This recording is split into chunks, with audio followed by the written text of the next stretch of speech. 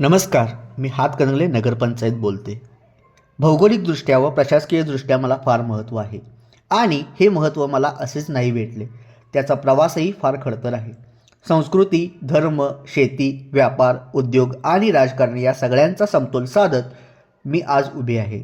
एक ऐतिहासिक गाव ते व्यापारी केंद्र ते तालुक्याचे मुख्य ठिकाण ते उद्योन्मुख शहरी क्षेत्र असा माझा प्रवास आहे. आता तुम्ही म्हणत असाल माझे नाव हातकणंगले कसे पडले, तर त्या संदर्भात एक दंतकथा आहे. ती अशी की प्राचीन काळी एका व्यक्तीने उकळत्या तेलात हात बुडवून स्वतःची निर्दोषता सिद्ध केली होती. या घटनेची स्मृती म्हणून हाताची दगडी स्मारक उभारण्यात आले. त्या हातावरून माझे नाव हातकणंगले पडले. प्राचीन काळी माझ्या सर्व ग्रामस्थांचा उदरनिर्वाह शेतीवर चालायचा. कृष्णा खोऱ्यातील सुपीक जमीन व सिंचनाची सोय असल्याने येथील शेती खूप फुलली. येथील प्रमुख पिके म्हणजे ऊस, ज्वारी, सोयाबीन व भुईमूग. पाणी संपत्ती, विहीर, बंधारे आणि सिंचन व्यवस्थेमुळे कृषी क्षेत्र अधिक मजबूत झाले. हळूहळू ऊसाचा प्रचार, पारंपरिक पिकांच्या सुधारणांमुळे मला आर्थिक व राजकीय महत्त्व वाढत गेले. व्यापाराच्या बाबतीत बोलायचे झाले तर मी कोल्हापूर जिल्ह्याच्या केंद्रस्थानी असल्यामुळे व मोठी शहरे जवळ असल्यामुळे व मोठे रेल्वे स्टेशन असल्यामुळे व्यापारीदृष्ट्या माझा विकास खूप जलद गतीने होत गेला. हळूहळू औद्योगिक क्षेत्र विकसित झाले. त्यामुळेही माझ्या विकासात खूप भर पडली व महत्त्वाचे म्हणजे माझ्या लेकरांना रोजगाराच्या संधी माझ्याच सानिध्यात प्राप्त झाल्या.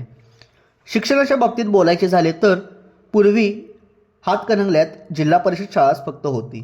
त्यानंतर 1956 साली श्री रामराव इंगोले हायस्कूलची स्थापना झाली. त्यामुळे माझ्या भूमिपुत्रांना व पंचक्रोशीतील लेकरांना 5वी ते 10वी पर्यंतचे शिक्षण माझ्या छायेखाली मिळायला सुरुवात झाली. वर्षे उलटत गेली व 1998 साली तत्कालीन मंत्री अण्णासाहेब डांगे यांनी माझ्या हातकणंगलेतील लेकरांना शिक्षणासाठी इचलकरंजी, जयसिंगपूर, कुरुंदवाड, वडगाव यासारख्या ठिकाणी जावे लागते व त्यामुळे त्यांचे नुकसान होत आहे हे जाणून घेतले व हातकणंगलेमध्ये महाविद्यालयाची स्थापना केली.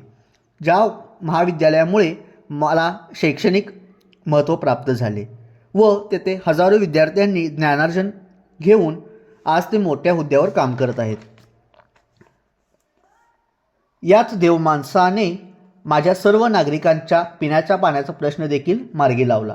शिवाजी महाराजांच्या काळात देखील माझा व कोल्हापूर प्रांताचा खूप विकास झाला. येथील प्रशासन बळकट झाले.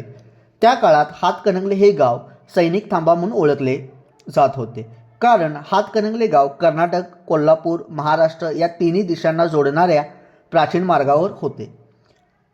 या भौगोलिक अनुकूलतेमुळे पाटील, कुंवर, माळी, सुतार इत्यादी जाती येथे स्थायिक झाल्या. त्यामुळे वस्ती वाढली.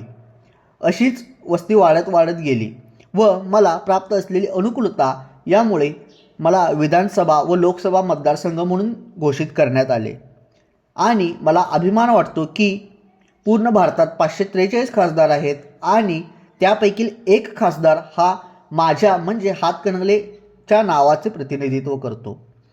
2019 मध्ये माझे रूपांतर ग्रामपंचायतमधून नगरपंचायतमध्ये झाले. ही झाली नाण्याची एक बाजू. या गोष्टी ऐकल्यावर नक्कीच तुमचा ऊर अभिमानाने फुलला असेल. माझाही ऊर फुलून येतो. पण त्यानंतर मनात विचार येतो, माझा इतिहास एवढा खडतर आहे, भौगोलिकदृष्ट्या, दळणवळणाच्या दृष्ट्या, औद्योगिकदृष्ट्या मी एवढी संपन्न आहे, पण त्या मानाने माझा विकास गेले 30-40 वर्षे झाला आहे का? मला तुम्हाला प्रश्न विचारायचा आहे. माझ्याकडे इंडस्ट्रियल एरिया आहे, पण त्या एरियामध्ये किती कारखाने हातकणंगलेमधील लोकांचे आहेत? किती व्यावसायिक आपण घडवले? का मी तालुक्याच्या ठिकाणी सक्षम असताना माझ्या विभाजनाचा विषय येतो? का माझी हक्काची कार्यालये बाहेर गेली? माझ्या हातकणंगलेमधील किती लोकांनी तालुक्याचे व जिल्ह्याचे नेतृत्व केले? का माझ्या नावावर लोकसभा आणि विधानसभा निवडणूक लढवणाऱ्या लोकांना सांस्कृतिक कार्यक्रम व महत्त्वाच्या सभा दुसऱ्या शहरात घ्याव्या लागतात? मी कोणत्याही पक्षावर व व्यक्तीवर नाही बोलत. तुम्हीच सांगा, तालुक्याच्या पातळीवरची एक तरी सभा वा कार्यक्रम हातकणंगलेमध्ये होतो का? याला दोषी कोण आहे? आपणच आपली किंमत कमी करून घेत आहोत. आजही माझ्या मागून आलेली शहरे माझ्यापेक्षा जास्त विकसित झालेली आहेत. तुम्हीच सांगा, इतर तालुक्याच्या ठिकाणा एवढा विकास माझा झाला आहे का? माझ्या हातकणंगलेतील सर्व नागरिकांना माझी विनंती आहे की 2 डिसेंबर 2025 रोजी मतदान आहे. या मतदानात पैसा व पक्ष न बघता उमेदवाराची क्षमता व त्याची व्हिजन बघून त्याला मतदान करा व मला खात्री आहे की येणाऱ्या नवा नगराध्यक्ष व सर्व नगरसेवक मिळून माझे सर्व वैभव मला परत मिळवून देतील.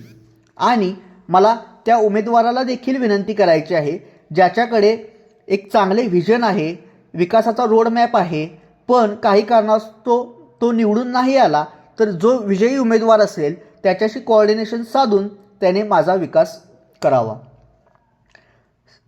कारण सगळी माझीच लेकरे आहात. सर्व उमेदवारांना माझ्याकडून शुभेच्छा. कोणावरही टीका करण्याचा किंवा कोणाच्याही भावना दुखावण्याचा माझा हेतू नाही आहे. नकळत काही चूक झाली असेल तर क्षमा असावी. आपलीच हातकणंगले नगरपंचायत.